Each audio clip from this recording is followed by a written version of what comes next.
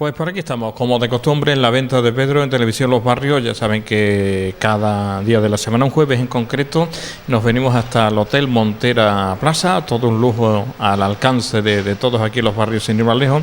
Y aquí pues hacemos este programa, una gran parte de él, como siempre, con nuestro amigo El Capi. Después pues otros temas, otras entrevistas que van con este espacio. Así que hoy abrimos ya con un tema muy importante, el que nos trae hoy El Capi aquí a este espacio de Al Natural. Mucha atención, porque se va a hablar de la gestión de las plazas de toros. Abrimos rápidamente y recibimos al Capi aquí en la venta de Pedro en Televisión Los Barrios, desde los salones del Hotel Montera en Los Barrios.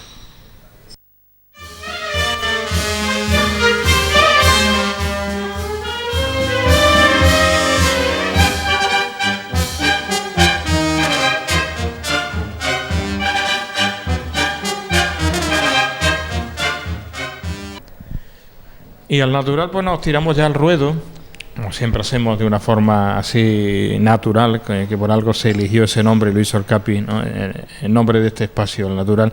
Y al natural, Capi, estuvo usted en la cocina el martes y todavía se sigue hablando, ¿eh? Usted lo bordó, ¿eh? Bueno, pues ya sabes que yo ando por nuestra villa mucho, voy incluso a los pequeños comercios, a la plaza de Abasto voy muchísimo. Y entonces pues nos han dicho que efectivamente que estaba muy bien el plato, que era, incluso creo que me dijo Juan José, el de la pescadería, que ya habían ido señoras pidiendo los ingredientes para hacerlo en casa. Y cierto es, porque me cogió a ti, ¿eh? Y además exquisito, que además le gusta a todo el mundo, pues también teniendo en cuenta para las familias de varios miembros y demás, que es un plato francamente asequible económicamente, nutritivo, asequible y bueno de paladar. Sí, señor. Pues nada, ahí está. Le salió de las mil maravillas, le vuelvo a felicitar. Y lo de que dice usted de Juan José es cierto, porque me cogió la pescadería haciendo el programa de por la mañana. Me lo contó él. Y la pusimos en directo a la señora, exactamente. Iba por todos los ingredientes que... Sí, señor. Pues nada, Capi, ¿cómo está la situación ahora taurina? Ya se va cerrando, ¿no?, lo que es la temporada en España y se abre en América, tenemos, ¿no? Bueno, nos queda ahora en octubre, que empieza ya, que es Zaragoza. El Pilar, ¿no? Y después pues terminamos con San Lucas, en Jaén, y se cierra la temporada. Ya sabes que hemos dicho que prácticamente aquí casi no se cierra, porque enseguida empiezan los toreros.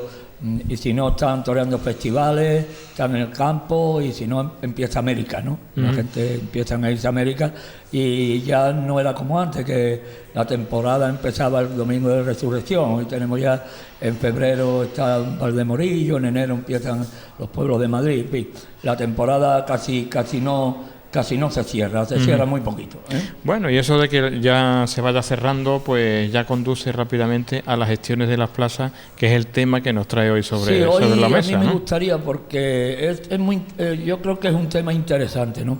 Porque todo el mundo sabe que hay empresarios que llevan plazas de toros, que hay ayuntamientos que los llevan, en fin, pero nosotros vamos a ver si lo podemos clasificar y después vamos a desglosar cada cosa, ¿no? En la gestión de la plaza de toros, pues podemos ver primero que es la gestión directa. La gestión directa es aquella que es la plaza, el mismo propietario de la plaza de toros, en este caso los ayuntamientos, o en Pamplona la Casa de Misericordia, que gestiona su plaza de toros. La gestión directa tiene muchos inconvenientes. Y vamos a repasarlo. En una plaza de toros como Pamplona, inconvenientes no hay ninguno. ¿Por qué? Porque Pamplona está total y absolutamente vendido todo el papel. Y cuando tú tienes una plaza de toros totalmente vendido el papel, abonada prácticamente entera y todo eso, pues la gestión ya es mucho más fácil. ¿Por qué? Porque tú vas a contratar, como hay ya capacidad económica, porque tú no vas a depender de que se venda el papel o no se venda. Esto ya saben que el papel está vendido, pues claro, a la hora de contratar las corridas de toros, que va a Pamplona, lo mejor que en toro, además es una plaza de toros torista, una plaza de toros donde va el toro, pero estas corridas de toros valen dinero, es decir, eso es montar un espectáculo de eso vale dinero, mucho dinero, y además van las figuras del toreo. En esa gestión directa, pero vamos a poner nosotros otro ejemplo de gestión directa.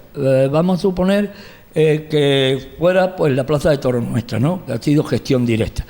¿Qué ocurre? Que al hacer la gestión directa en una plaza de toros como la de los barrios o la de Algeciras, que no es el caso, ¿no? Pero en la de los barrios sí ha habido una gestión directa.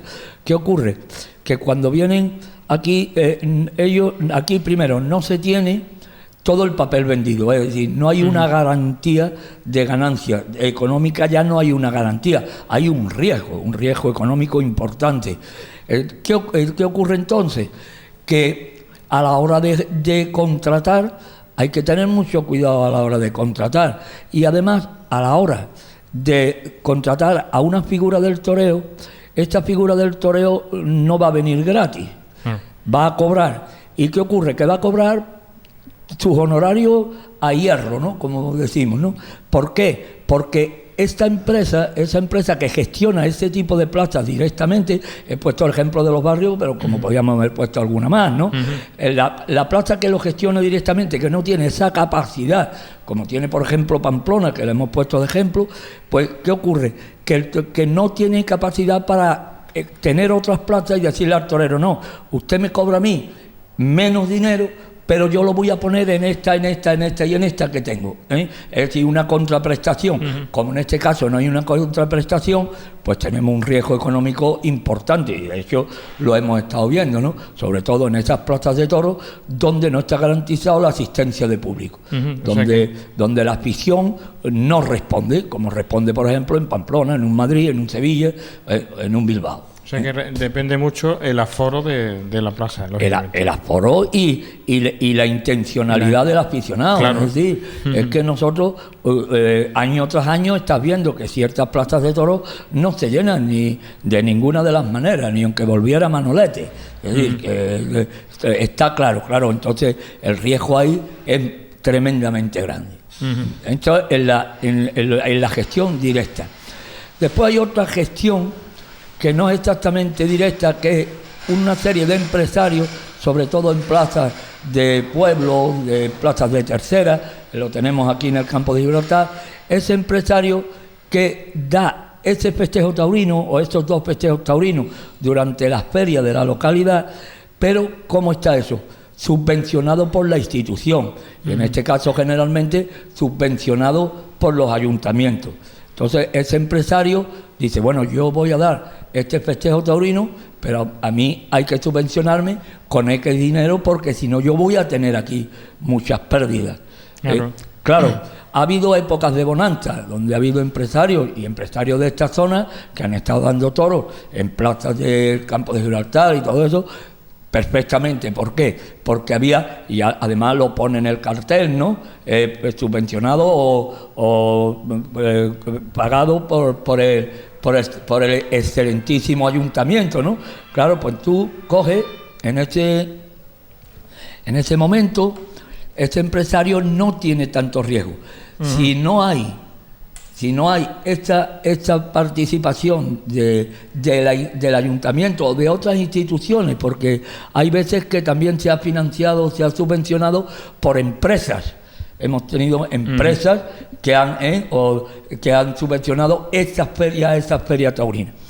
Si no hay esta subvención, si no hay esta participación del ayuntamiento, los empresarios de esta clase que hemos clasificado aquí dan para atrás y dicen, yo no puedo dar toro, porque yo no puedo perder 50.000 euros o 40.000 euros. Porque ahí juega con su dinero el empresario, ¿no? Claro, exactamente. Entonces, si hay una ayuda para dar esos toros, pues mira, a lo mejor hay pérdidas, pero siempre esas pérdidas serían algo más pequeñas, ¿no? Claro. Y si el empresario es bueno y sabe cuál es lo que le tiene que dar el ayuntamiento en este caso, o las empresas, o quien patrocine estos espectáculos, pues el empresario tira para adelante, ¿no? ¿Qué pasó este año con nuestra plaza de toros? Pues que No por la situación de crisis que padecemos a nivel nacional, todo eso, y los toros la están padeciendo también, el ayuntamiento por sí solo, es decir, la plaza de toros de los barrios por sí solo no iba a poder dar toros. Pero al no poder dar toros, se buscó o se encontró a alguien, que fueron los empresarios este año, los empresarios jóvenes, que han hecho ese esfuerzo. En teoría patrocinado por el ayuntamiento, pero en fin, en pura teoría. Pero aquí hay que agradecerle a estos jóvenes empresarios el esfuerzo que han hecho. Este es otro tipo de gestión, pero una gestión que está muy en el aire, es una gestión muy en el aire. Y después tenemos ya la gestión empresarial, es decir, esos empresarios que van y cogen la concesión de una plaza de toros para su explotación durante X tiempo. Durante una temporada, por ejemplo, ¿no? No, cuando hablamos de este tipo es un mínimo de 4 años por año, prorrogable, prorrogable un año más. Entonces, al haber 4 años y uno prorrogable, sí, el empresario le da tiempo, y no es mucho, no es mucho 5 años para poner una plaza de toros en marcha, ¿no? En Almería le han puesto en marcha, pero porque han dado un espacio de tiempo. Pero este empresario ya tiene una capacidad de movimiento, tiene una movilidad, puede hacer una gestión a lo largo de...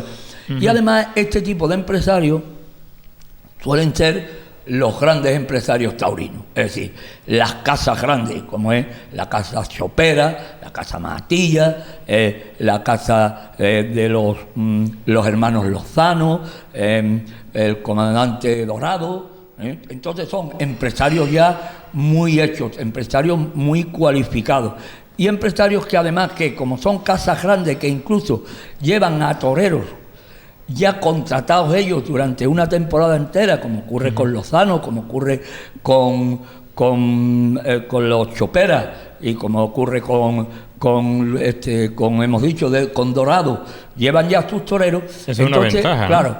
Ellos juegan con varias plazas, y entonces tanto los ganaderos como los toreros tienen que acceder a una serie de circunstancias, con lo cual si hay pérdida en una, hay ganancia en la otra. Luego, este sistema empresarial, con estos empresarios con tanta fuerza, pues sí, porque apuestan por las plazas muy importantes, ¿no? Tenemos, por ejemplo, la familia Canorea, ¿no? La hija de Canorea en Sevilla, ¿no? Sevilla, que es una plaza que puedes apostar por ella, que puedes pagar el canon que piden por ella, y las condiciones del pliego, lo que haya en el pliego de condiciones. ¿Por qué? Porque tú tienes un lleno una tarde y otro también en la Feria de Sevilla. Después vas un poquito en San Miguel y en el resto de la temporada. Y en Madrid, pues podemos decir lo mismo. San Isidro, pues ya me contará el negocio de taurino del siglo, ¿no? Tú llegas a la Plaza de Toros y tienes garantizado durante 30 corridas de toros, 30 festejos o 29 festejos, San Isidro llena la plaza entera.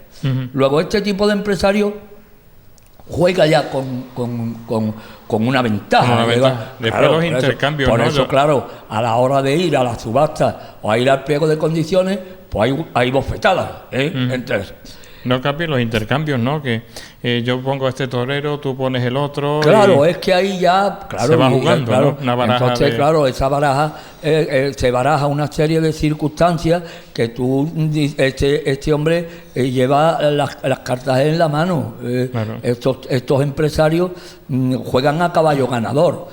No es el empresario que va a una sola plaza de toros, como vamos a ver ahora el caso que tenemos, que nos ha surgido de hoy aquí. Y ahora nosotros vamos a ir a una plaza de toros donde hay que licitar por un pliego de condiciones. Y va un empresario, que en este caso es un empresario nuevo.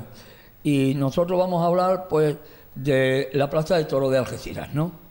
A la plaza de toros de Algeciras ha acudido este año la empresa La Espaldina, que está gestionada por los hijos del maestro tristemente desaparecido, Miguel Mateo Miguelín, y que lo llevan, pues, tu hijo Curro, Miguel y tus 2 hermanas. Ellos son de la zona, son de Algeciras, tienen una afición tremenda. y han licitado por la Plaza de Toros de Algeciras, con mucha gana, con mucha ilusión y con mucha fuerza. Pero ¿qué ocurre? Han ido solo por la Plaza de Toros de Algeciras. Y vamos aquí a hablar al natural, porque la realidad es que, y ellos lo han dicho públicamente, incluso ha salido en la prensa, ellos han perdido económicamente en la Plaza de Toros de Algeciras, y además han perdido una cantidad importante, con lo cual estos empresarios, esta empresa, La Espaldina, no tiene viabilidad para seguir estando como empresa el año que viene. Uh-huh. ¿Qué ocurre? Que es que hemos hecho, o yo he hecho, un desglose del pliego de condiciones de la Plaza de Toros de Algeciras. Me lo he estudiado. Ha caído en mis manos y me lo he estudiado. Y entonces aquí a nosotros, a nuestros espectadores, le vamos a poner sobre la mesa qué ocurre en la Plaza de Toros de las Palomas de Algeciras. El pliego de condiciones de la Plaza de Toros de Algeciras se licita, en primer lugar, el canon. Yo quiero que aquí observen las barbaridades que voy a decir. El canon de la Plaza de Toros de Algeciras está en 110.000 euros. Es decir, hay que poner 110.000 euros por un año. Y no por un año, que ahora lo aclararemos. Hay que hacer una aportación a las jornadas taurinas, pero no pone la cantidad. Un empresario tiene que saber qué gastos va a tener.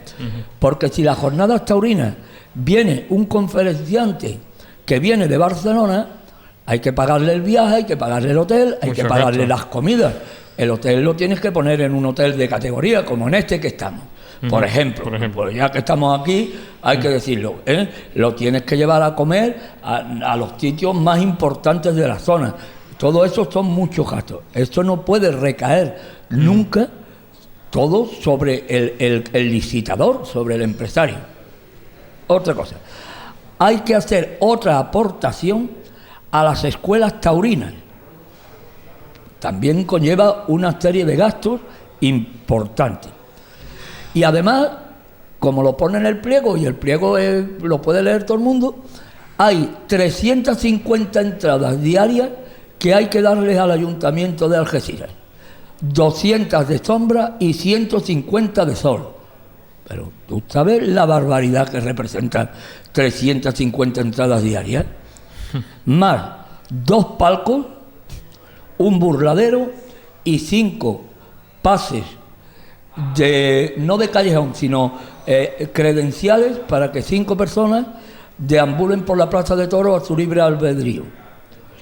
Todo eso representa un detrimento económico para el que licita. Y además, que esto también lo vamos a decir, dice el pliego en la letra pequeña que las entradas que se le entreguen al excelentísimo Ayuntamiento estarán diseminadas por los tendidos de sombra y de sol y sombra. Claro, sacamos una conclusión rápida. ¿Por qué tiene que estar diseminada? Pues para que no se vea en la misma foto a todos aquellos que van con la entrada de, como decimos en nuestra tierra, de gañote. Es decir, que, bueno, pues todo eso, como lo tiene que pagar el empresario, y ahora aparte después, el empresario monta una feria taurina que después saldría regular en cuestión de toros. Esto no lo sabe después nadie, con todas las figuras del toreo, tanto en rejoneo como en figuras del toreo. Y con la ganadería a nivel de cartel de las más prestigiosas de ahora mismo de España. Luego, ¿cuánto ha costado eso? Yo lo sé, lo que ha costado todo eso. Y las pérdidas que ha habido. Tú no le puedes exigir, con esto el canon que tú tienes que pagar, con todo eso que va sobre tu cuenta corriente. Bueno, aparte de la presentación de los carteles, que le ha pagado la empresa, aparte que ella ha dado de motus propio una copa a todos los abonados en el ruedo de la Plaza de Toros de Algeciras, una noche que aquello también fue importante a nivel económico, ¿no? Claro, todo eso no se puede hacer. ¿En qué va eso en detrimento de quién va? Del aficionado, del que paga. porque si a mí no me queda dinero para gastarme en un toro 6.000 euros, tengo que comprar un toro de 2.500 euros. Claro. Y esto va pero es que a mí ya no me ha quedado dinero, porque todo el dinero que yo tengo para montar las ferias se me ha ido ahí, y encima tengo grandes pérdidas. La cosa es tremendamente complicada. Por lo tanto, en esta gestión hay, y esto ya es una opinión totalmente personal, ¿no? Yo esto, ten en cuenta que el ayuntamiento, también hay que decirlo, puede decir, oiga, es que nosotros hemos puesto el pliego de condiciones a la luz pública y hay unos señores que han venido ya y han aceptado. Claro. Es que hay que también decir la otra parte, ¿no? Pero, claro, pero lo otro no puede ser, porque si alguien quiere ir, es que nosotros en Algeciras, en estas condiciones, puede ser, en la comarca y en la Plaza de Toros de Algeciras, que terminemos haciendo un festejo taurino o que no vaya nadie, en fin. Entonces, el ayuntamiento, en el caso quien corresponda, debía de hacer un estudio al respecto y no ya subvencionar al empresario, como se ha hecho, hemos hablado en otras plazas por parte de los ayuntamientos de las empresas, pero tampoco cobrarle estas barbaridades como canon, sino dejarlo de trabajar sin un ten con ten, ¿no? Y después, pues incluso a partir las ganancias con el ayuntamiento, en fin, una serie de fórmulas, porque si no, nosotros este año, y aquí lo digo, y además la empresa La Espaldina la ha dicho públicamente, que en Algeciras ellos no siguen porque es inviable, es decir, porque este año han perdido 100.000 euros. Que ya tiene que... Más el 5% que está en depósito, que si se van, lo van a perder también. Y además, teniendo en cuenta que por ser ellos quienes son y la categoría que tienen a nivel taurino, pues han tenido también una serie de deferencias por parte de las figuras del toreo, que han venido todas, por parte de los ganaderos, que han venido los mejores ganaderos y que han tenido ciertas deferencias con nuestra empresa. Así que desde aquí, pues lo único que a mí me queda es recomendar a las dos partes, tanto a La Espaldina como al excelentísimo Ayuntamiento de Algeciras, que estamos ya en octubre y que en diciembre hay que tener ya preparado las ferias del año que viene. Es decir, en diciembre Sevilla no hay nada, ¿no? Están ya vistas todas las corridas de toros y están compradas, o prácticamente ya reseñadas. Entonces, de aquí a Navidad o a primeros de año, que es cuando se renueva, cuando hay que pagar, es decir, antes del 10 de enero hay que extortar los 100.000 euros, pues que llegaran a un acuerdo para que nosotros en nuestra comarca, en la Plaza de Toros Las Palomas, que es la más importante ahora mismo aquí, porque es una plaza de toros de segunda, que no vaya a ser la feria de Algeciras una feria que sea de tirarla por los suelos, que no le lleguemos al tobillo ni siquiera a una feria de una plaza portátil. Desde aquí hacemos un pequeño llamamiento y el aficionado, pues, que yo creo que comprenderá esto que estamos diciendo y el programa que estamos haciendo. ¿Y ahora qué paso tiene entonces, Capilla, que estás comentando los Algeciras? ¿Abren otra vez, no? ¿Para que se presenten ahora candidatos? mismo ellos tienen la concesión de la plaza por 4 años. Bueno, hay una cosa que no he dicho, el pliego de condiciones. Solamente tienen la concesión de la plaza para las ferias. Es decir, que si después ellos quieren dar otros festejos o quieren hacer un espectáculo para resarcirse de los gastos, no lo pueden hacer. Tienen otra vez que licitar y tienen que pagar un canon. Es decir, que es que no se lo han dado por un año entero y dice el empresario, bueno, pues yo voy a montar otra corrida de toros que me va a costar poco dinero a ver si recupero algo, ¿no? en el día de la patrona, o voy a montar 2 espectáculos musicales, ¿no? Pues voy a traer a quien sea, voy a traer a Paco de Lucía y que como Paco es mi amigo, pues a lo mejor me echa un cable y viene y yo, no lo puedo hacer. Es decir, o una velada de voceo, tú sabes, que se han montado en las plazas de toros. Bueno, pues nada, solamente, lo cual es otra barbaridad, desde mi punto de vista, Y vuelvo a repetir que cuando la empresa ha ido, sí sabía lo que iba, porque se han estudiado el pliego de condiciones. Pero bueno, hay que tener en cuenta también que era la primera vez que han ido, que casi siempre se paga la novatada, pero hay que tener también en cuenta que son de la zona, que son algecireños, que son ganaderos, que son los hijos del torero más grande que ha dado en nuestra zona en toda su historia, y todo eso yo creo que el ayuntamiento debía tener un pelín de sensibilidad y que nosotros, los aficionados, tuviéramos una buenísima feria taurina, todos los aficionados de la comarca en Algeciras, que el empresario vaya con tranquilidad, que no se produzca un crack económico como se ha producido este año, y que el ayuntamiento pues tampoco tenga que sacar una partida económica de la cual creo que no disponen ahora mismo ningún ayuntamiento, yo creo que ni de España, ¿no? Pues así está la cosa, muchos quebreros de cabeza, Claro, pero ahora viene una parte en la que a mí no me gusta meterme, pero es que no tenemos más remedio que hacer. Al natural. Nosotros, esto es al natural. ¿Y qué nos ocurre hoy? Al día de hoy, pues que hace unos días que el alcalde de Algeciras, Tomás Herrera Hormigo, ha dimitido como alcalde y ha dimitido como concejal. Se va a abrir un proceso para elegir un nuevo alcalde a partir de 10 días desde su dimisión, que lo hemos vivido también nosotros en este ayuntamiento no hace mucho. Se va para proceder a elegir un alcalde circunstancial, hasta las próximas elecciones en mayo, que son en mayo.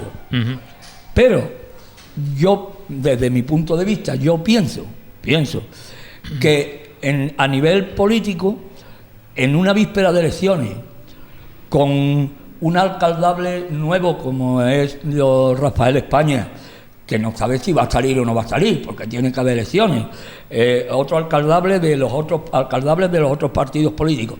En este momento yo pienso, a lo mejor me equivoco y ojalá me equivoque, que esta corporación municipal transitoria hasta mayo le va a importar un pito lo de los toros. Es decir, no lo va a dejar ni en tercer ni en cuarto lugar. Es decir, es que pienso que no le va a hacer ni caso. Entonces, ¿en qué situación estamos? Pues a ver cómo se resuelve esto. Debía de haber una situación salomónica. Usted, que es el empresario actual, monte usted las ferias, y cuando salga el nuevo alcalde y el nuevo pleno de la corporación, el democráticamente elegido por el pueblo de Algeciras, nos sentamos a hablar y estudiamos otro pliego de condiciones. No es tan fácil, porque si lo estudiamos bien, que yo lo he estudiado, no deja de haber una pequeña ilegalidad en el tema y puede surgir alguien que impugne esta situación. Que lo más lógico sería, ¿no? Porque claro, bueno, tampoco hay mucho interés por otros empresarios en venir así con estas barbaridades. Pues yo estaba hablando con algunos, y además de muy importante, precisamente en la misma feria de Algeciras estuve comiendo con un empresario muy importante a nivel nacional, porque traía él a un torero como apoderado también, y estábamos en un restaurante en Palmones. Y estuve hablando con él y me dijo, no, yo ahora mismo interés en Algeciras no tengo ninguno. Pero bueno, esto no quiere decir que no pueda haber alguien que sí lo tenga. Cada maestrito tiene su librito. Claro. Así que así están las circunstancias, y ahí hemos hecho un repaso de cómo se gestiona una plaza de toros desde el punto de vista del aficionado. Después debe de haber ahí algunos matices y algunas cosas por bajo cuerda y demás que yo desconozco, afortunadamente. Que siempre las hay, a ver las haylas, ¿no? A ver las haylas, claro, sí. Pues Capi, como siempre, al natural, muchísimas gracias, amigo. Bueno, yo creo que la misión nuestra es siempre un poco porque yo siempre digo que lo de decir que un torero ha cortado 2 orejas o 3 orejas, pues eso lo dice cualquier chaval que haya ido a los toros, ¿no? Entonces yo creo que con estos programas que hacemos nosotros al natural, pues se instruye un poco al aficionado, y además en este caso pues creo sinceramente que la mayoría de las personas que nos van a ver en el programa no iban a tener ese conocimiento del pliego de condiciones que he llegado a tener yo, porque ha caído en mis manos, y además porque no solo me lo he estudiado, es que me lo sé de memoria. Nada, como buen profesional que es usted, amigo. Muchas gracias, Capi. Bueno, pues nada, Pedro, hasta la próxima. Muy bien, muchas gracias. Hasta aquí, al natural, como siempre profundizando en el tema, pero siempre al natural, como se hacen las cosas en este espacio de la mano de Diego Alcapi. Hasta aquí el natural. Seguimos, después llegarán los consejos publicitarios, después de esa portada que con tanto cariño nos ha hecho el amigo Sebastián de Al Natural. Llegarán después los consejos publicitarios, nos iremos con las tradiciones y al final de este espacio les vamos a invitar hoy también a través de esas grabaciones que nos llegan también desde la Junta de Andalucía y además pues a visitar a algunos de estos pueblos de Andalucía. Así que ese será el contenido de este espacio hasta el final. Ahora volvemos.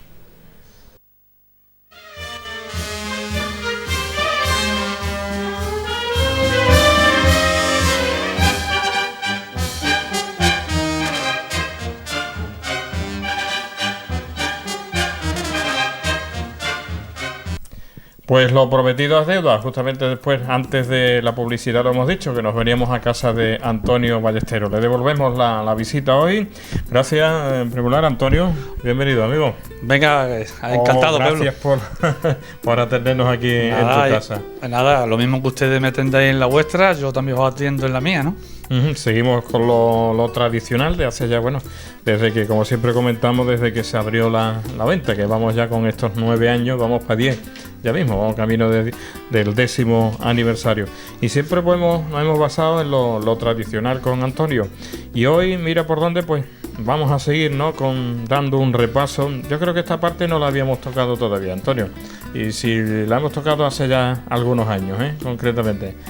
Sí, ya hace unos cuantos años se tocó hace ya unos cuantos años, pero quizás bueno. En la otra casa, ¿no? Aquí. Sí, en esta casa de arriba también y abajo, también hemos tocado abajo un poquito, no todo como lo vamos a hacer tener hoy, porque entonces no teníamos tantas cosas hechas, claro, esto como todo, se va haciendo las cositas poquito a poco.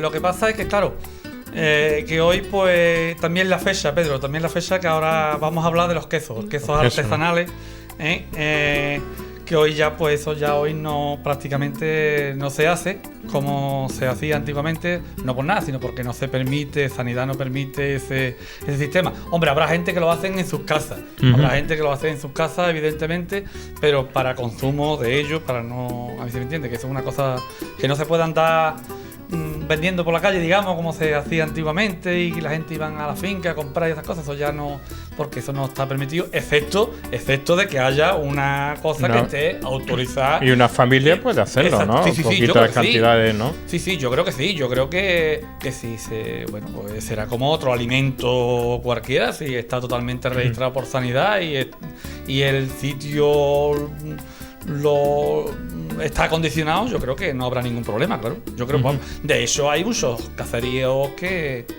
aquí, por desgracia, aquí en la parte de los barrios eso me parece que no hay. Pero yo, por ejemplo, yendo entre Gaucín y... Sí, hay para la parte de Gaucín, tirando hacia Manilva, hay una quesería de esta. Hombre, no los harán exactamente como se hacía antiguamente, porque claro, hacerlo como se hacía antiguamente, claro, eso cuesta hoy también mucho trabajo y a lo mejor no el precio del queso se subiría mucho, ¿me entiendes? Entonces, pues será un poco industrial, pero parecido como se hacía antiguamente. Bueno, aquí hemos tenido la central, ¿no? Exactamente, sí, hombre. Aquí también tuvimos tiempo. Nosotros tuvimos aquí una central en los barrios que precisamente ahora esa central empezó en la estación de los barrios. Sí. Empezó en la estación de los barrios, en la finca Los Álvarez. Empezó. Y después vino aquí a los barrios, donde hoy se está vendiendo cosas de verdura y esas cosas. Ahí era la lechería y bueno, donde se hacían quesos. Justamente por donde está la gasolina de la Montera. Bueno, la parte que ya exactamente, enfrente de carretera abajo. Exactamente ahí estaba la central. Ahí estaba, sí. Me acuerdo de Juan de la Bastida. Exactamente, Juan fue uno de los primeros que yo me acuerde. Yo también estuve en esa fábrica, cuando empezó, cuando estaba en los Álvarez, estuve yo fregaba tarras. Mi misión era fregar las tarras. Bueno, las tarras estas de aluminio que venían. Y echaba unas horas allí cuando era un zagalillo, ¿sabes? Tendría yo unos 14 años, 13 o 14 años. Pues venían esas tarras de las cabrerizas. De las cabrerizas, exactamente. Que se traían, ahora se traían ya en Land Rover, los todoterrenos y eso, pero antes venían con las bestias. Sí, bueno, por supuesto, venían con los serones y... Sí, yo me acuerdo cuando yo estaba allí, venía gente con las bestias, sí. Eso, claro, ellos va cambiando, el sistema va cambiando, evidentemente se va modernizando. Hoy ya por lo visto pues todo tiene que ser a través de inoxidable, aluminio y esas cosas, claro, cosas que en realidad yo creo que es así. La sanidad tiene que esto es lo más principal para nosotros, ¿no? Claro. Bueno, pues entonces manos a la obra, ¿no, Antonio? Vamos a empezar. Pues manos a la obra. Vamos a empezar por aquí. Bueno, vamos a empezar por la base. Bueno, la base sería el cuajo. El cuajo no lo tenemos, claro. El cuajo no tenemos. Hoy día creo yo que se está utilizando cuajo, digamos, de farmacia, digamos, no como el que se hacía antiguamente, ¿no? Antiguamente el cuajo era del chivo. Se mataba un chivo, o 2 o 3 chivos se mataban en las cabrerizas, y del estómago del chivo se le daba, antes de matarlo, se le daba de comer, se dejaba, y la leche que se le quedaba en el estómago, eso se colgaba y se dejaba de secar. Todo lo que había dentro del estómago del chivo. Y eso se colgaba y se dejaba. Y eso era el cuajar. Eso era el cuajo. El chivo tenía que tener menos de 1 mes y pico, para que no fuera a comer hierba. Y los 2 o 3 días antes había que tener un sitio que no fuera a comer tampoco mucha tierra, porque suelen comer tierra y esas cosas, para que el cuajo fuera buen cuajo. Dicen, o yo he escuchado, yo no sé si será verdad o será mentira, que dice que uno de los mejores cuajales que había para los quesos eran los cuajos de los conejos chiquititos. Dice. Yo eso no lo sé. Me lo han comentado, exactamente. Personas mayores, que siempre yo creo que hay que creer en las personas mayores, ¿no? Porque son las que han vivido antes ese tema, ¿no? Eso vamos, Antonio, pues muchos lo comentan, ¿no? Dice, bueno, y Antonio, ¿cómo conoce tanto esto siendo tan joven? Pero es que siempre está la escuela, ¿no? de la vida, siempre están nuestros mayores, ¿no? Exactamente, Pedro. Yo para mí, siempre lo he dicho y siempre lo diré y seguiré diciéndolo, nosotros tenemos unos libros abiertos, ¿no? Que son las personas mayores. Y vamos a ver por qué, por la experiencia y porque han vivido una vida y porque esa vida la han vivido ellos. No con la facilidad que hoy tenemos, porque por ejemplo, ya te digo, eso es como, yo qué sé, si quieres hacer pan. Antiguamente, para hacer pan, vamos a desviarnos quizá un poquito del tema, pero para explicar un poco este tema, ¿no? Para hacer pan se guardaba un trozo de mezclas hechas, digamos, de masa para la próxima vez. Se guardaba para hacer la levadura. Hoy no es necesario. Hoy vas a cualquier panadería y dices, oye, mira, dame un cuarto de levadura, y te lo dan. O te lo venden, vamos. Y el cuajar pasa exactamente igual. Yo sé que se va, por ejemplo, a farmacias o a tiendas especializadas en ese tema y te venden un cuajar y ya está. Pero antiguamente no era así. Antiguamente el cabrero, como acabo de explicar antes, cogía y elaboraba su propio cuajar.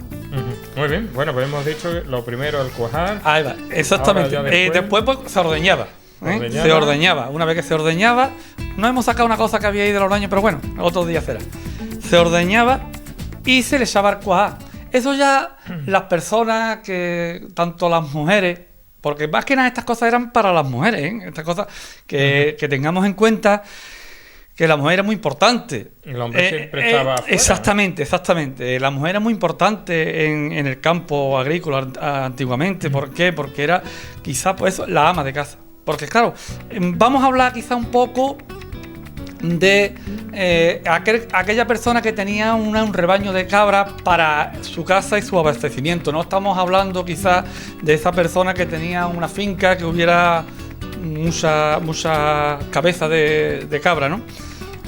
Vamos a hablar en este momento en una familia. Entonces esta familia a lo mejor tenía 30 o 40 cabras, que es lo que le permitía el dueño de esa finca para que ellos tuvieran un desahogo en el jornal, ¿no? Porque a lo mejor el dueño de la finca no le podía o no le quería pagar más. Pues las cosas son así, ¿no? Pero bueno, no vamos a entrar nosotros en esa materia. El dueño de esa finca le dejaba de tener 30 o 40 cabras. Y eso, ellos tenían que sacarle todo el producto posible a esas cabras, tanto los chivos, tanto la leche como los quesos. Y para ellos también, porque ellos y tanto ellos como sus hijos, pues tenían que beber de esa leche, comer de ese queso y comer de esas cosas. Porque darte cuenta lo que era antes, ahora mismo eso a nosotros no se nos pasa por la mente. ¿Por qué? Porque tenemos un frigorífico en la casa. Y bueno, el queso pues se compra porque es fresco, mira, está ahí, eso no tiene ningún problema, no le va a pasar nada. Pero en aquel momento no había frigorífico, ¿eh? Había que cuidarlo porque tenía que durar. Porque la economía no llegaba muy lejos. Ya ves. ¿Entiendes? Entonces ahora después vamos a explicar también un poquito, si tenemos tiempo, de cómo se curaban los quesos en el campo, de una familia, hablamos de una familia, ¿eh? Entonces, bueno, pues se ordeñaba, como hemos dicho, ordeñábamos las cabras y la leche se echaba en un cubo. Ya ellos tenían su medida con una cucharita, a tantos litros, tantas cucharaditas, y la leche en caliente, porque había que hacerlo acabado de ordeñar en caliente, y lo que se hacía era que se cortaba. Claro. Evidentemente que lo que hace la leche es cortarse, ¿no? Al cortarse, pues empezaban a sacar los grúmulos, digamos, el cuajar, lo sacaban y lo echaban en esta empletilla, en una empletilla, ¿eh? La empletilla se abría y se echaba, se echaba. Y se ponían lo harto de un entremijo. El entremijo es este, con sus dibujos. Bueno, yo los tengo hechos así. Hay otra manera de dibujar. Cada sitio había un sistema. Que corría exactamente, el churro. Y fuera a caer todo el cubo. Exactamente, a que fuera todo un cubo el churro, ¿eh? Porque por aquí se nota que esto todos los ramales conducen al eje y del eje iría al cubo, ¿vale? Y entonces, dentro de esta empletilla. Y aquí se empezaba a susarlo para que el queso cogiera cuerpo, ¿no? Cogiera su cuerpo. Y a su vez la empleta de molde. Exactamente, este era el molde. Exactamente. Esto está hecho de palma. También las hay de esparto. Pero como aquí el esparto no tenemos, pues utilizamos más bien la palma, ¿no? Entonces, esto se dejaba escurriendo. Por ejemplo, si los hacían por la mañana, pues se hacía todo el día y toda la noche. Se le llama un puñado de sal en lo harto, porque la sal lo que hace es quitarle el jugo a los alimentos, digamos, sacarle el agua. Era más favorable para sacarle el agua, ¿eh? Entonces, al otro día, lo que había que hacerle era darle la vuelta, ¿eh? Y volverlo a prensar otro poquito y echarle sal otra vez. Y seguir escurriendo el churro, ¿me entiendes?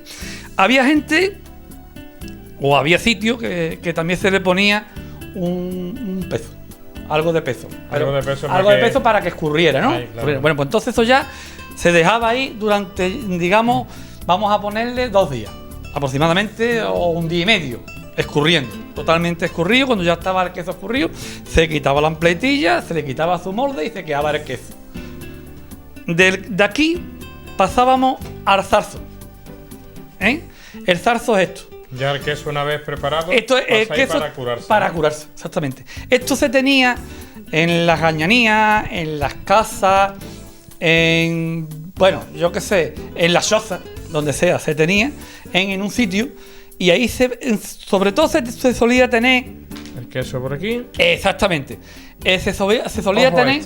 Sí, eso lo vamos a aplicar. Eso lo vamos a aplicar ahora, ¿no? Sí. ¿Qué tiempo, más o menos? Bueno, ahí se tiene que quedar durante una semana y pico. Sí, se le ponía un pañito en lo harto para que las moscas no fueran a esto. Esto se solía tener cerca de la candela, Pedro, cerca de la chimenea. Y en la chimenea, pues siempre el humillo y eso ayudaba y el calor ayudaba a curar queso. Se tenía solo una semana en el zarzo, ¿eh? Y de ahí, pues bueno, pues ya el queso estaba curado por una semana y pico, o 2 semanas, porque a lo mejor se tenía 4 o 5 quesos. Porque estas cosas, tú sabes, que era cuestión de que aunque se hacían quesos en la casa no se comía mucho queso, porque había que venderlo. Había que venderlo o había que cambiarlo. ¿A quién? Al recobero, porque venía el recobero al campo, ¿eh? El recobero venía al campo y a lo mejor por un queso, por 2 quesos, dejaba unos zapatos. Un trueque, ¿no? Un trueque, exactamente. Al principio, ya después se fue vendiendo, pero al principio, claro, entre la familia del campo, entre que hacía 2 o 3 quesos, entre que tenía huevecillos, entre que tenía un chivillo, entre esto y una cosa y otra, pues claro, el jornalillo le venía un poquillo mejor. Claro. ¿Me entiendes? Le venía un poquillo mejor. No iba tocando tanto el jornal. Exactamente, ¿vale? No iba tocando tanto jornal, porque los jornales en aquella fecha de las personas que estaban fijas eran muy bajos. Muy bajos. La verdad que eran bastante bajos y tenían que echar muchas horas. Para las horas que echaban no ganaban nada. en realidad. Pero bueno, a ver, lo que había era lo que había y tampoco vamos a andar nosotros ahora diciendo lo que había es lo que había. Nosotros estamos explicando lo que había. Entonces, vamos a pasar a lo que tú decías de esto. Sí, para explicarlo. Pues muchos pensarán, ¿y qué es esto? Ay, pues eso es una cosa muy sencilla. Esto Sebastián era. Eso sí, y Sebastián sabe para lo que es. Sabe para lo que es, porque Sebastián lo ha visto antes.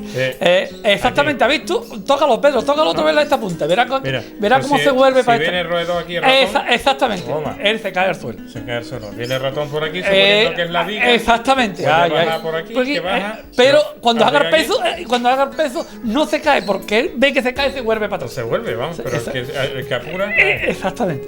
Para eso. Viene en el queso. El queso, exactamente. Sí, hombre, ya tú sabes, los ratones y el queso. ¿Hasta dónde llegaba la imaginación? Exactamente, es lo que yo me quiero referir. ¿Por qué? Porque era gente, aunque hay mucha gente que quizá ignorantemente digan que las personas del campo no tenían mucha sabiduría. Yo creo que no, yo creo que lo daba la experiencia. Exactamente, lo daba la experiencia. Ellos tenían la sabiduría de la experiencia, de ir aprendiendo las cosas de los demás y copiando un poquito también, pues claro, porque a mí eso lo vio alguien en cualquier sitio, o lo vio para otra cosa. O trabajar para no trabajar. Exactamente, trabajar para no trabajar, ¿no? Y dices, quieto, un momento. Y yo aquí puedo sacarme de gastar, exactamente. De gastarme, por ejemplo. Exactamente, o ¿no? cosas de. No, pues eso es a lo que me quiero yo referir.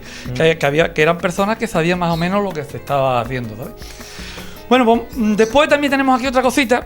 Vamos a ver. Que esto es una esterilla. Esta esterilla, como hemos estado hablando antes, en las casas, hemos estado hablando de la pequeña piara de cabra, de la que era de la caza, de la que era del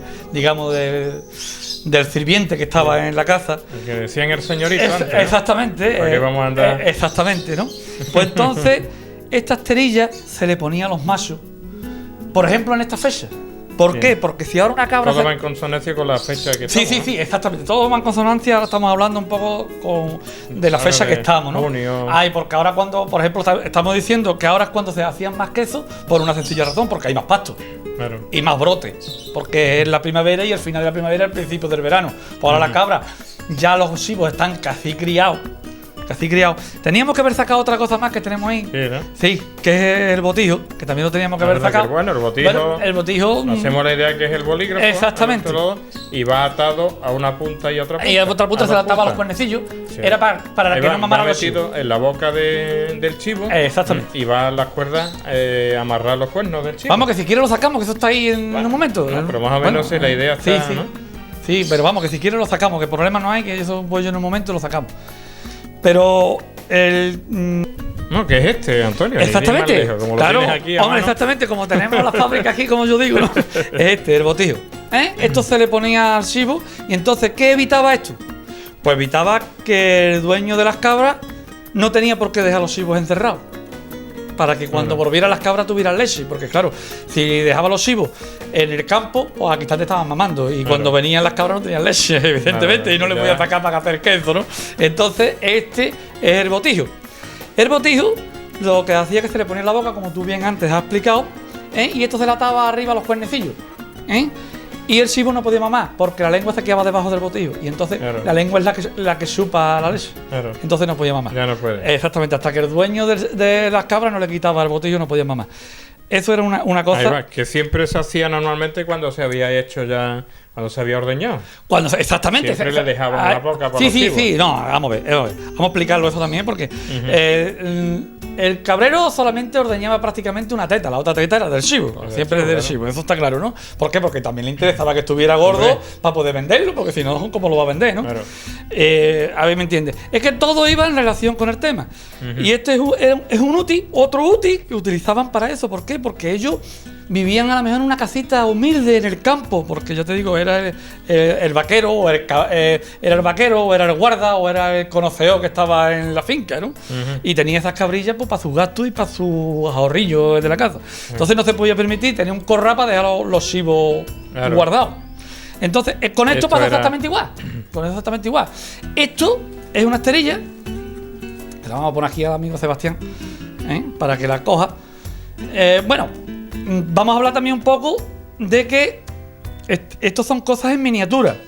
Sí. ¿Ahí me entiendes? No vayamos a. Que no es del tamaño, este no es el tamaño real. Exacto, la esterilla casi. Sí, Y esto sí, Eso sí. esto sí es del tamaño real. Pero lo demás todo es un poco más grande, porque claro, vaya a decir cualquiera, vaya entremijo. No, el entremijo es mucho más grande, porque si tenía 4 o 5 quesos, esto nomás que vale para un queso, evidentemente. Era un entremijo mejor para 4 quesos, dependiendo 5 quesos, pero ¿no? vamos, siempre vamos haciéndolo. Exactamente. Entonces, Esta la esterilla se le ponía al macho. Se le ponía una esterilla, yo la tengo esa de Parma, se podía poner esta de pleita de Parma, se le hacía de Parma, se le hacía de cualquier cosa que hubiera en la casa, dura como algo de lona, de esparto, dependiendo del sitio, se le ponía la esterilla a los machos, al macho, al que tenían para cubrir las cabras, o los dos que tenían para cubrir las cabras, ¿no? Entonces, en esta época, pues no interesaba, por ejemplo, que la cabra se cubriera. ¿Por qué? Porque el chivo iba a parir en verano. Un chivo parido en verano, pues como que la madre tiene poca comida, como que el chivo iba a hacer malo. Poca hierba, como que el chivo hace malo. Entonces, seguimos a decir lo mismo.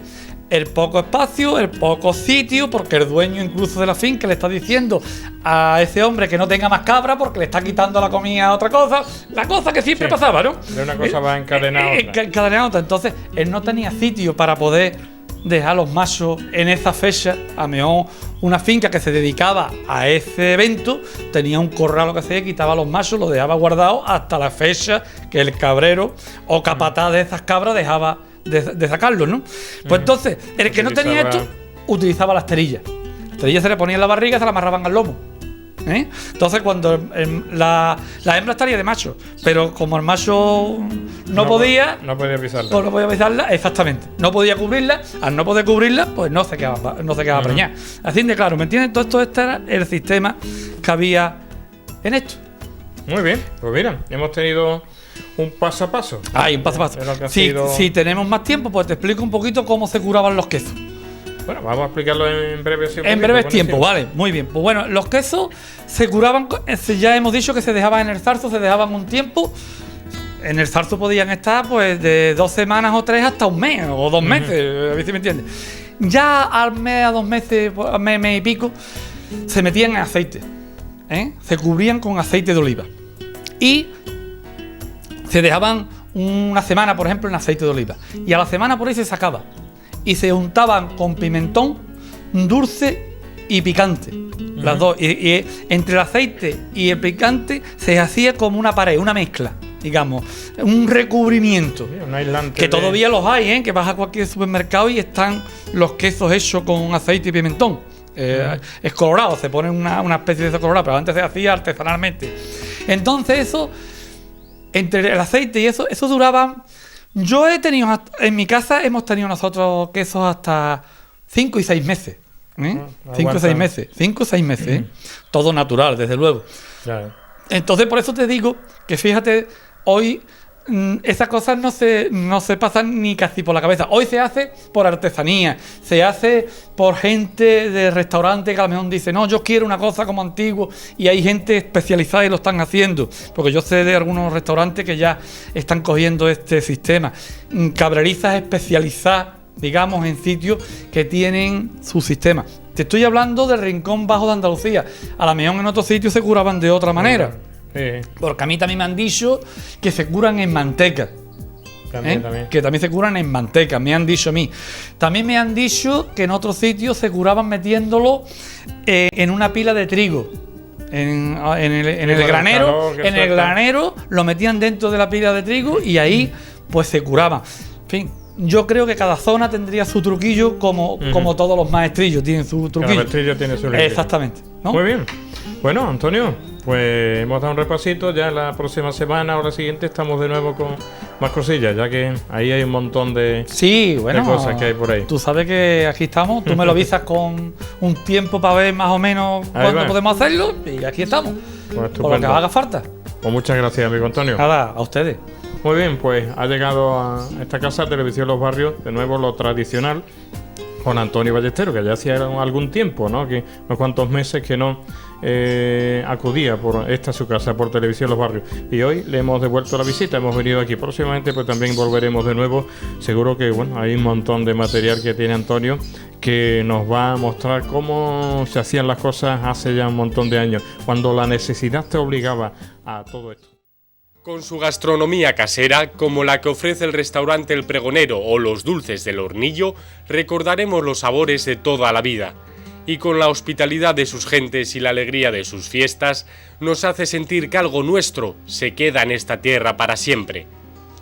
No nos olvidemos de sus industrias artesanales y sus productos como el aceite, un bien llamado oro líquido de la Cooperativa de Aceite San Francisco de Asís, o los sabrosos quesos montefrieños. El Hotel La Henrea es el mejor lugar para que el visitante pueda conocer Montefrío, una ciudad diferente y emblemática, capaz de sorprender al visitante por su sencillez y cautivarlo por su belleza de todas las épocas. Montefrío está situado al noroeste de la provincia de Granada, formando parte de la comarca de los Montes Occidentales, encuadrado dentro de la depresión de Granada en el sector central de las Cordilleras Béticas. Su paisaje es muy espectacular. Las salientes lomas y abrupta vegetación contrastan con las zonas bajas sembradas de cereales y olivar. Su historia ha sido marcada por el paso de las civilizaciones que se han asentado en las tierras de lo que hoy es el término municipal. En la época musulmana, Montefrío formó parte de la frontera del primitivo Reino de Granada. Era por ello zona de continuas luchas y acoso por parte de los cristianos que estaban asentados en los terrenos de Alcalá la Real. La villa de Montefrío estaba protegida por el castillo del que solo quedan restos de murallas. Son de la época cristiana la mayor parte de los monumentos que se conservan, como las iglesias de la Villa, de la Encarnación y de San Antonio. Su inmenso patrimonio artístico sorprenderá a los visitantes amantes del arte. Dólmenes y cuevas de nuestros antepasados del Neolítico, restos de murallas y poblados iberorromanos o necrópolis visigodas con más de un centenar de tumbas. La Peña de los Gitanos es un paraíso para los apasionados de la arqueología y para quien quiera conocer mejor cómo vivían los primeros pobladores que habitaron Montefrío. En cualquier época del año, casi seguro que podrán encontrarse con alguna fiesta en esta localidad que ha sabido enriquecer la tradición con la savia nueva de la juventud. Un conjunto de celebraciones como las fiestas patronales de la Virgen de los Remedios o las de San Marcos, que ponen de manifiesto el talante abierto y acogedor de sus gentes sencillas que le harán sentirse como un montefrieño más. Y si quiere disfrutar del deporte en un lugar con rutas naturales y aire fresco de montaña, el cicloturismo es la mejor opción para sentir el Montefrío más puro. Remojón de San Marcos, sesos al mojeteo y queso montefrieño. La gastronomía de la zona es original y con los aires típicos de la comida de la sierra. Sin duda una buena oportunidad para disfrutar de sabores diferentes. El restaurante El Pregonero les invita a degustar los sabores más auténticos de estas tierras. Lo que fuera un antiguo molino de aceite en el siglo XIX, ahora es un acogedor hotel. El Hotel La Henrea ofrece al visitante un cálido lugar en el que descansar y disfrutar del entorno de Montefrío. Con un servicio atento hasta en los más mínimos detalles, el Hotel La Henrea está a tan solo 200 metros del casco histórico. Las condiciones mediterráneas para el cultivo del olivo han convertido a Montefrío en lugar de nacimiento de los mejores aceites de oliva, y los quesos montefrieños conservan el sabor y especial textura de la artesanía tradicional de la zona.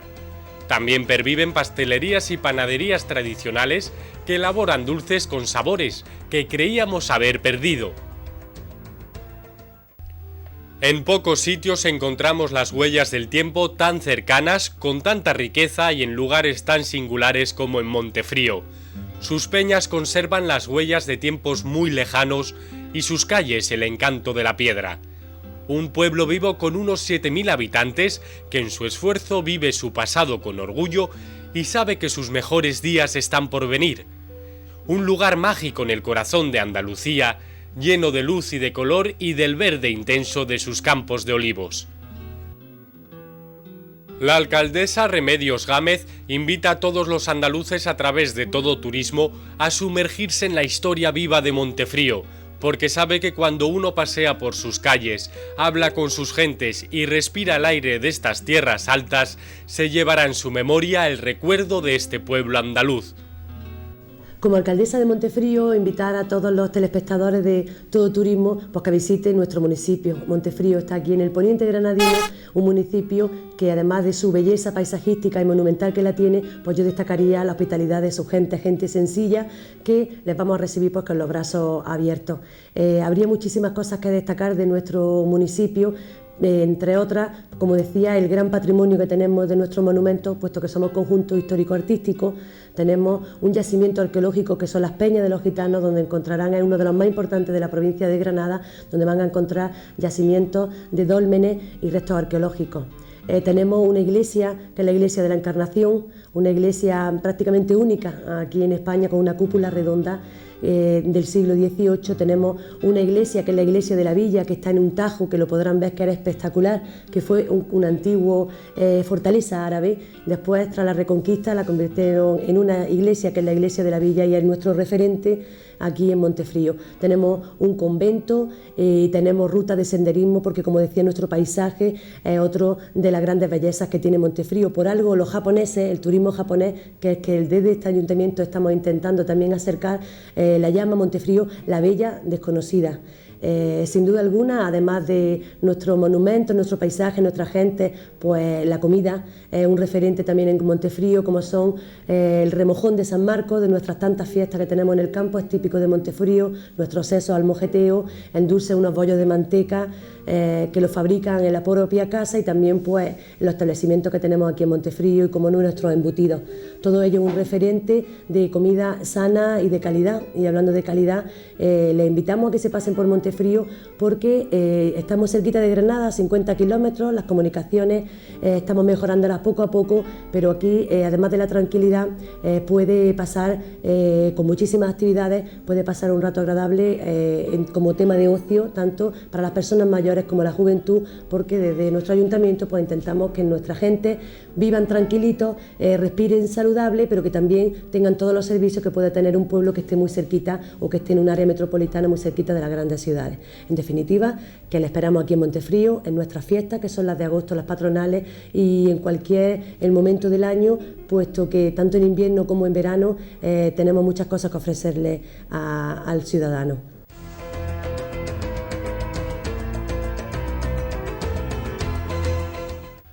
Montefrío es la capital de la comarca de los Montes Occidentales de Granada.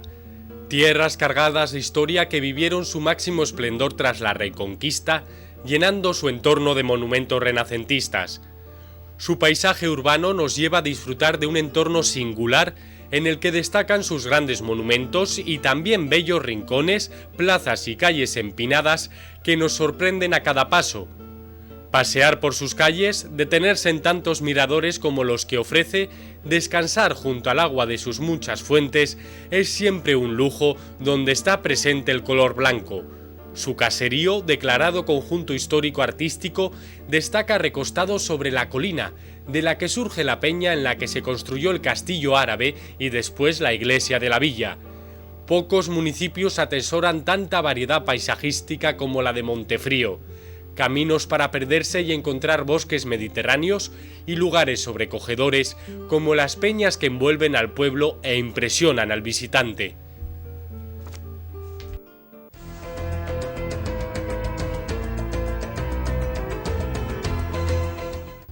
El desarrollo de Montefrío en su emplazamiento actual se debe a circunstancias de origen bélico y concretamente a la organización defensiva musulmana que protegía el reino de Granada frente al de Castilla. Por eso este municipio es un monumento en sí mismo y donde destacan también las grandes obras cristianas, monumentos de piedra con una historia escrita. Montefrío formó parte de la frontera noroeste del primitivo reino de Granada. Era por tanto zona de continuas luchas y acoso por parte de los cristianos asentados en terrenos de Alcalá la Real. La villa de Montefrío estaba protegida por el castillo nazarí, del que hoy solo quedan los restos de las murallas. torno a mediados del siglo XIV, con la batalla del río Salado y demás, que ya caen plazas muy cercanas a Montefrío, como Priego de Córdoba, Alcalá la Real, en fin, Rute.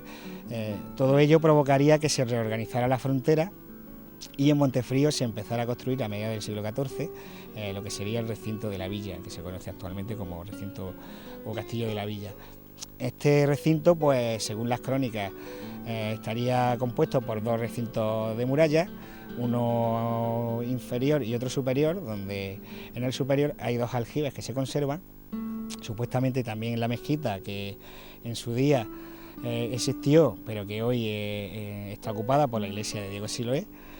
Y bueno, de lo que se conserva del castillo pues son las impresionantes murallas del recinto inferior, aunque en un estado de conservación no el que quisiéramos todos, acompañado de tramos de lienzo de muralla con torres, ¿no?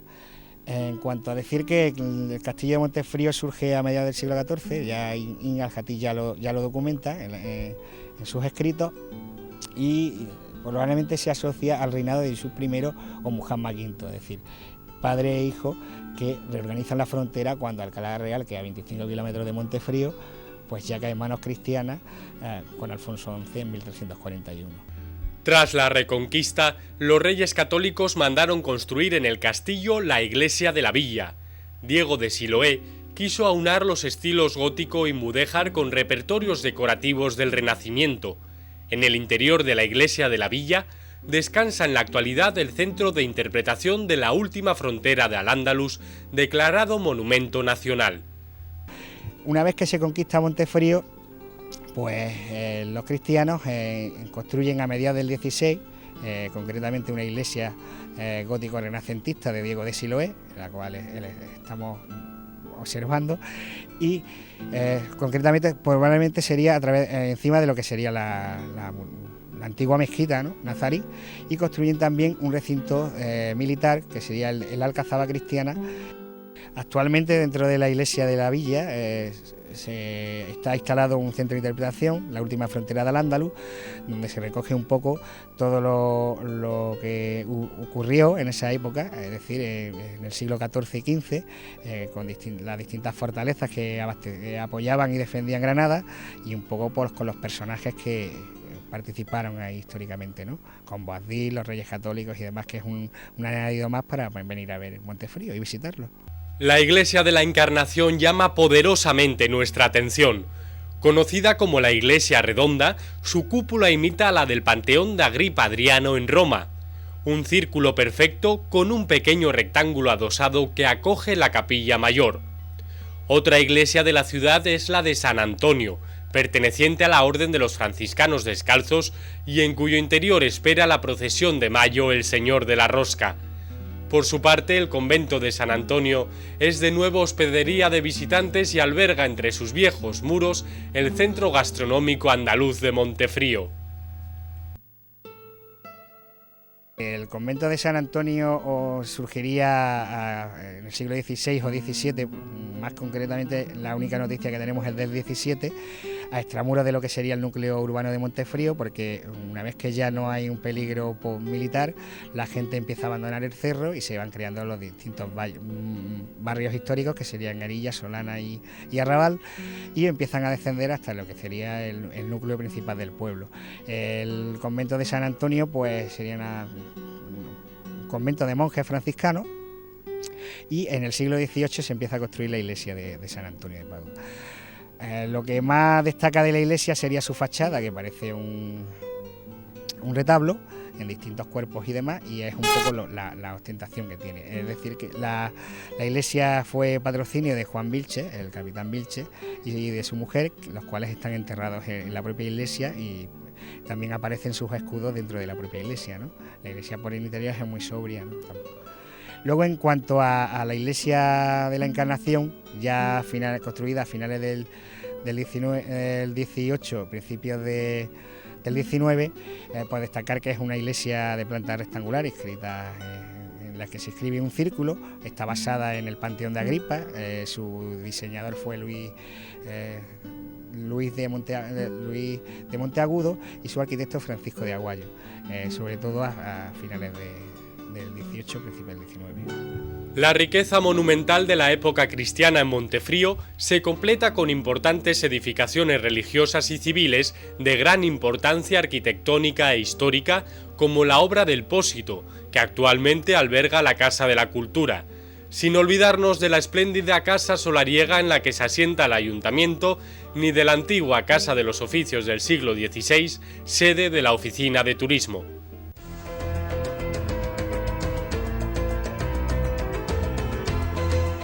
No se puede determinar con exactitud la aparición de Montefrío, pero sí existen restos arqueológicos que dan fe de la existencia de poblamientos desde el Neolítico Medio en el año 4500 a.C. A esta época corresponde el poblado de los Castillejos, situado en el paraje conocido como Peña de los Gitanos. En este paraíso arqueológico se encuentran numerosos restos megalíticos y se puede estudiar el paso desde el Neolítico hasta la Edad del Cobre. La última fase de la prehistoria, la Edad del Bronce y el período ibero-romano también están presentes. Antiguos poblados en los que se encontraron numerosos objetos y utensilios y, por supuesto, restos de murallas defensivas.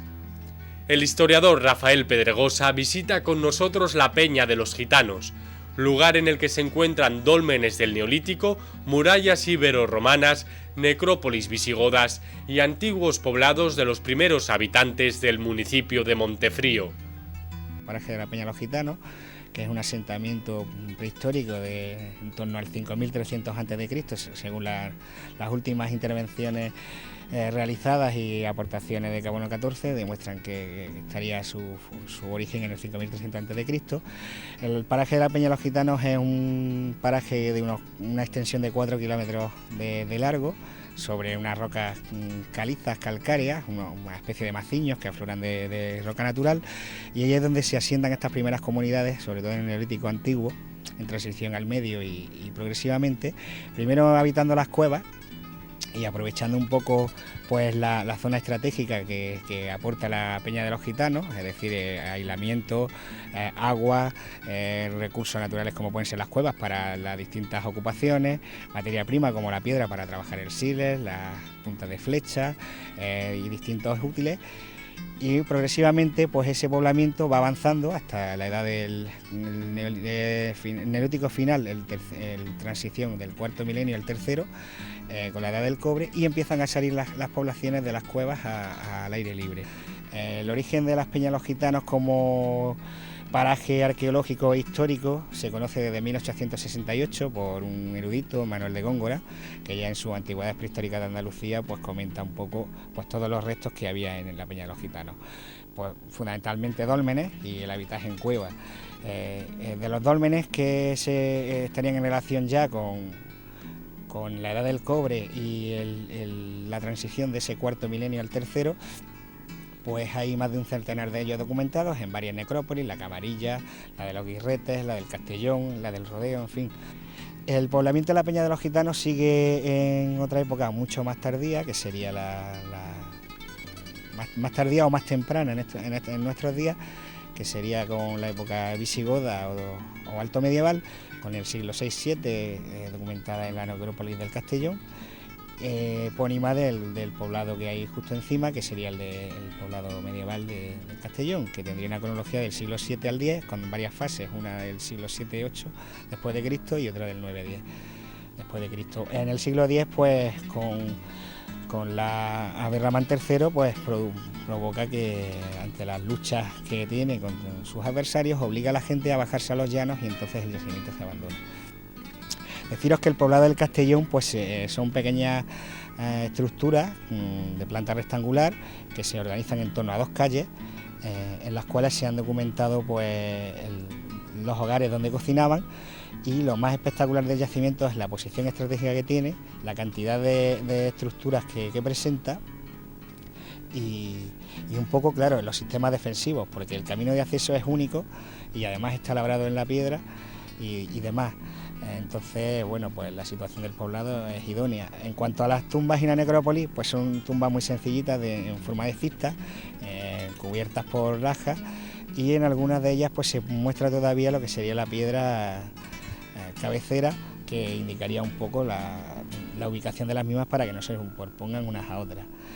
Con torno a los ajuares, pues bueno, aquellos adornos personales, anillos, brazaletes o pendientes y el típico jarrito que aparece en todas las necrópolis. En cuanto al poblado de los castillejos, en la época ibero-romana, en torno al siglo III, IV a.C., con el tema de las guerras púnicas, lo destacable es la impresionante muralla de caliza, de sillares de caliza, algunos almohadillados con 2 torres, una muralla de más de 23 metros de largo, que es espectacular, lo cual daría la presencia de que allí había un asentamiento duro y potente, y la gente que lo atacara pues debería estar preparada para asumir el riesgo de sufrir muchas pérdidas y bajas, ¿no?